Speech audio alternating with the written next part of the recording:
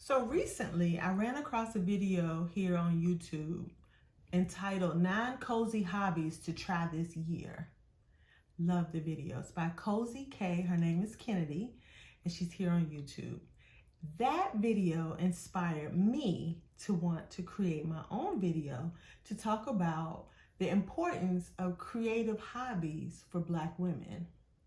And I'll touch on how it helps even the professional Black women, right?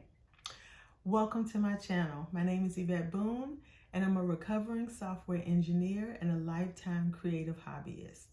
Here on my channel, I help Black women embrace a wellness practice that includes creative hobbies, right? So this video, specifically, I wanted to talk about how creative hobbies, especially, creative hobbies, right? I mean, hobbies in general give a sense of well-being to everyone, but it's something special about creative hobbies. I think that adds a little more flavor to the value of having hobbies. So let me start off by saying what a hobby is, and I'm gonna read from my notes. It says, a hobby is an activity or interest pursued solely for pleasure or relaxation, right? Let's take that in. Let's drink that in. Let me go back. I'm gonna read it again. An activity or interest pursued solely for pleasure or relaxation. It's not monetized. It's not, liked on Instagram. It doesn't bring you status. It's not about any of that. Now, it's not to say that your hobbies can't do that, but it's not a requirement. It's not a requirement. You can love it purely for the sake of loving it, and you don't even have to be good at it. How about that? So I guess the question is, or the thing that I came to talk to you about more specifically, was why creative habits are important. Hobbies are important. I get this all the time because, like I said, I'm a lifetime creative hobbyist, and I get the response from Black women all the time. Oh, I'm not creative. I don't have creativity like my sister or my friend or my brother. But the truth is that we're all creative, right? We were made by a creator, and he made us in his image. We are creatives. And I think a lot of times we put the pressure of being good at something that makes us feel like we can't do this thing if we're not good at it. But that is not a requirement for a hobby. I just read the definition. I'm gonna read it again. An activity or interest pursued solely for pleasure or relaxation. And I get it. Because you could be saying, look, maybe I don't enjoy doing something that I'm not good at. And I get that. I mean, I can totally understand that. But, if we could look past that, we could probably get a chance to enjoy a lot more things in life, especially things like a creative hobby. So let me give you some pointers or some things as to why creative habits are good for us, right? They provide focus. When you have to concentrate on how to get that needle threaded or get that bead in the right place, or you're working on writing that script or creating that character, you need to focus. And so it creates focus. So like I said, we are creating well-rounded people here. Not that we need to fix Black women, because there's no fixing us. We're good enough as we are. We are enough as is. However, we want to, and this is not to negate what I just said, we want to be able to enjoy our lives a little bit better. And I think having creative hobbies adds to that enjoyment, right? So, as in the definition, relaxation. You enjoy or consume hobbies for your relaxation.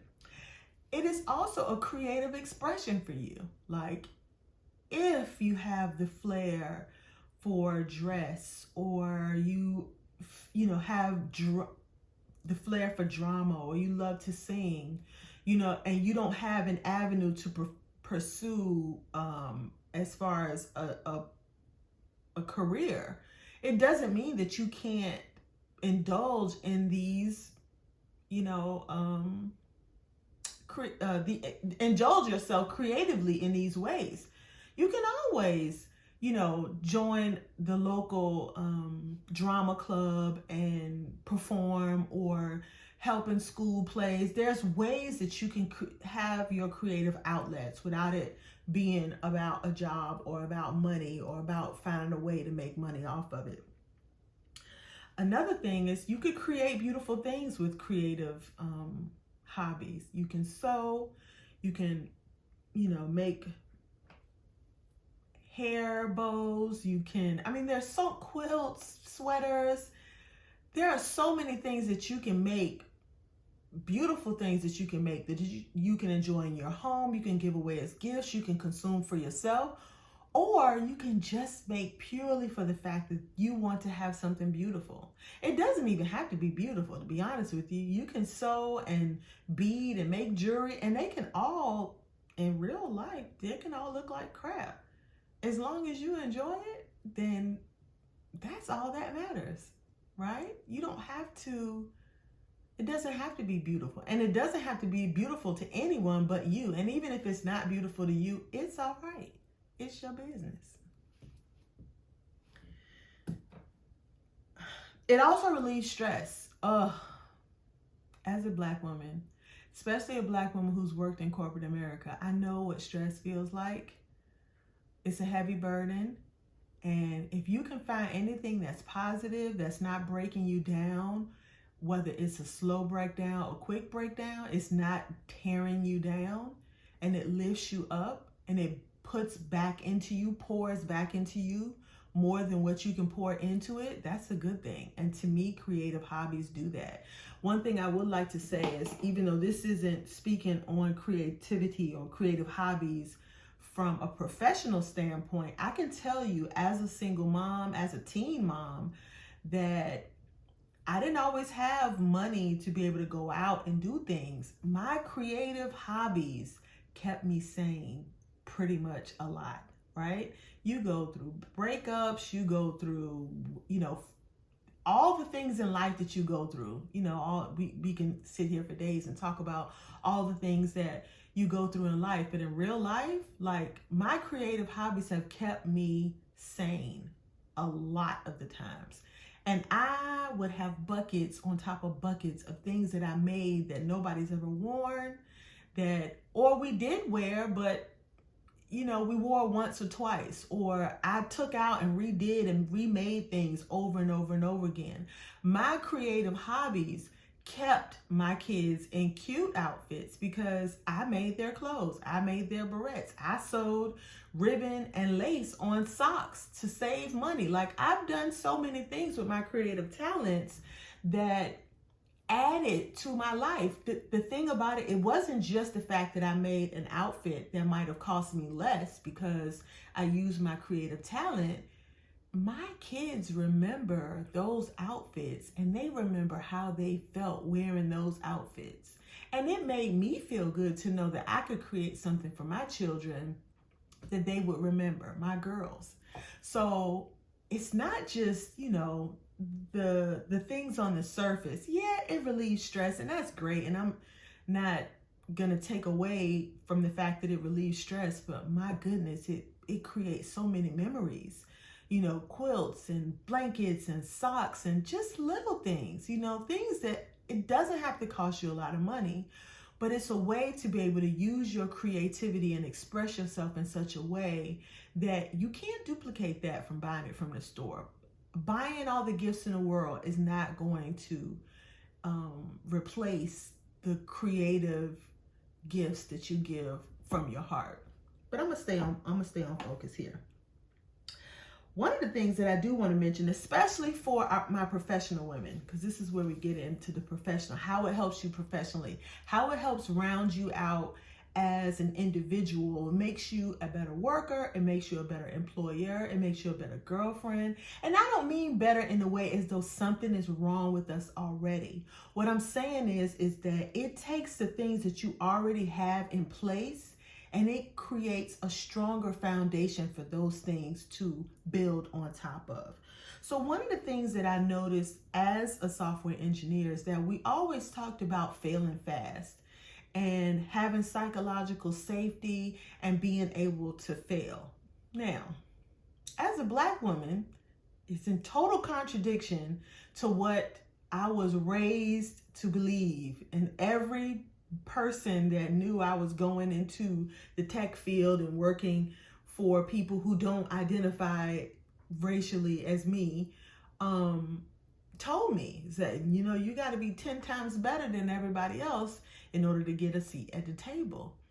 And so that doesn't leave a lot of room for psychological safety and for you to feel like failure is an option.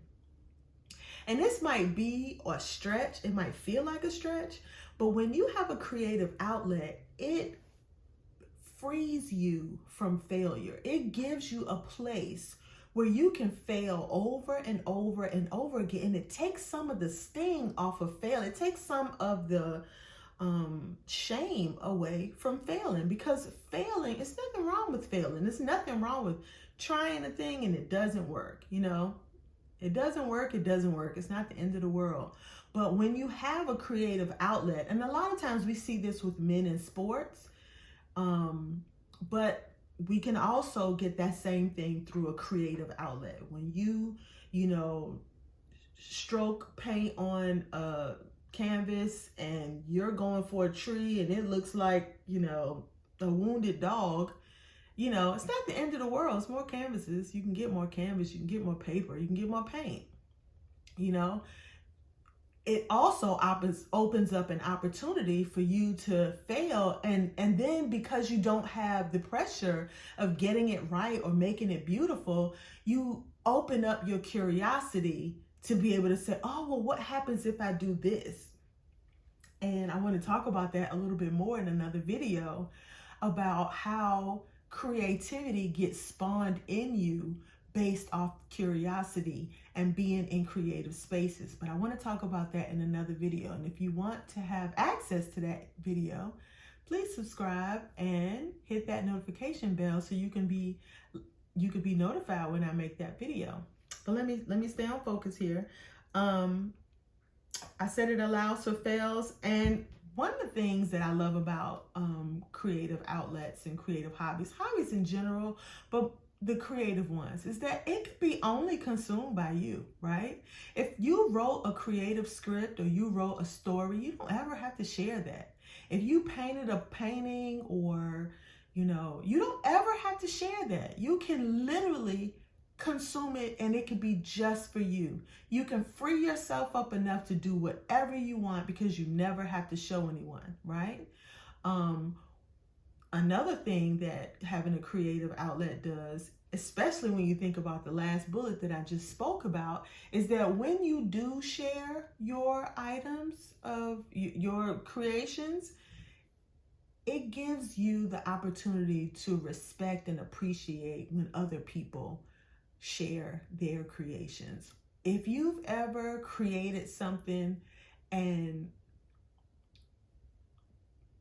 presented it to the world and allowed the world in your vulnerable space, you know how difficult that is. And so you take a different approach when other people are being creative and letting you in that space. Even if you don't like it or don't understand it, you can appreciate the value that went into that because you are creating yourself.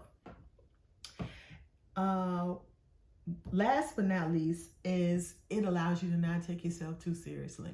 I mean, in real life, it's just paper, it's just material, it's just whatever, right?